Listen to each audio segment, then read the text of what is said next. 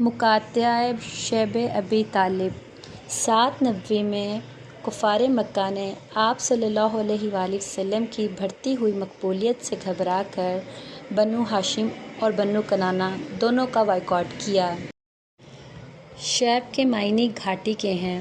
اس معاہدے کے تحت ان دونوں قبائل کے ساتھ نہ تو کسی قسم کی کوئی خرید و فروخت کی جانی تھی اور یہاں تک کہ ان کے ساتھ کسی بھی قسم کا شادی بیاہ وغیرہ کا بھی تعلق نہ رکھنا تھا۔ اس معاہدے کے لکھے جانے پر اختلاف ہے۔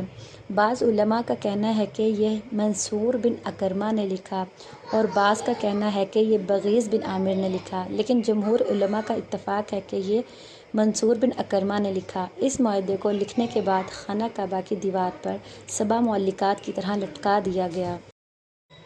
اس گھاٹی میں ایک پانی کا کنواں تھا جسے بئر بزر کہتے تھے۔ مسلمانوں نے اس گھاٹی میں 3 سال کا بہت مشکل وقت گزارا۔ ان کے پاس کھانے پینے کے لیے کچھ نہ ہوتا تھا۔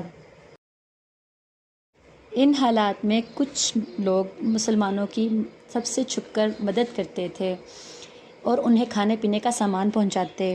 ان میں حضرت خدیجہ کا بھتیجا حکیم بن حزام، ہشام بن عمر اور حضرت زینب رضی اللہ تعالیٰ عنہ جو کہ آپ صلی اللہ علیہ وسلم کی صاحبزادی تھیں، ان کے خاوند ابو العاص بن ربیع شامل ہیں۔ یہ معاہدہ 1090 میں ختم ہوا۔ جس کاغذ پر یہ لکھا گیا تھا اس کاغذ کو دیمک نے کھا لیا اور معتم بن عدی نے اس کو پھاڑ دیا۔